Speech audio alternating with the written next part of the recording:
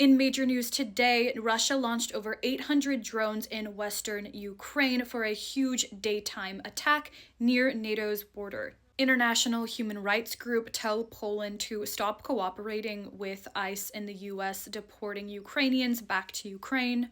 And the Financial Times reports today that both Russia and Ukraine see, quote, little prospect in US brokered peace talks on the war, even after the Iran war is figured out.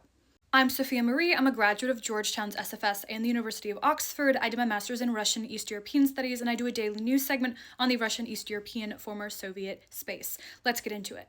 First thing, make sure to like, follow, and repost. Really trying to post this stuff every day to get the information out there to new audiences. Okay, so first major news today is that Russia launched over 800 drones in western Ukraine in a huge daytime attack that occurred just, a day after the 3-day ceasefire stopped Monday of this week.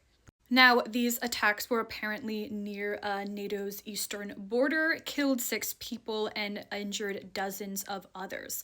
Now, apparently the Russian ambassador was summoned in Hungary to meet with the foreign ministry because the targets hit included the Zakarpattia Oblast area, which is home to an ethnic Hungarian minority.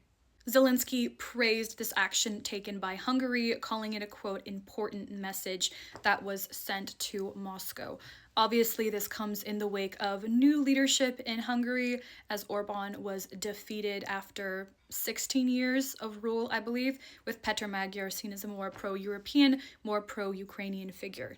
Also, as a consequence of this Russian attack on Ukraine today, in what Polish defense ministers call a, quote, preventative measure, Poland scrambled fighter jets and also raised air defenses. Now, super interesting news I saw in Reuters today. So apparently today, international human rights groups, Amnesty International and Human Rights First, urged Poland to stop cooperating with ICE in the US in deporting Ukrainians back to Ukraine via Polish territory.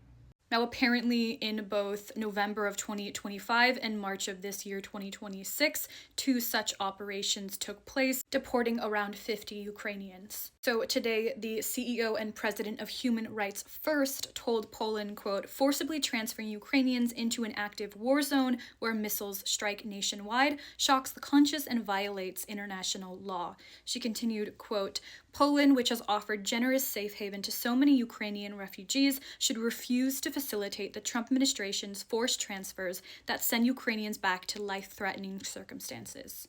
Now, this from the Financial Times today, according to sources briefed on the Russian and Ukrainian side's position on ending the war. Apparently, both Russia and Ukraine see, quote, little prospect in recommencing U.S. brokered talks regarding the war in Ukraine, even after the situation with Iran calms down.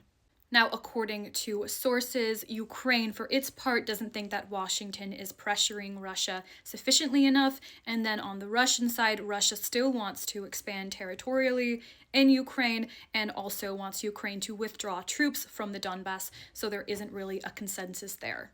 That's it for news today. Please make sure to like, follow, and repost. I'll see you guys tomorrow.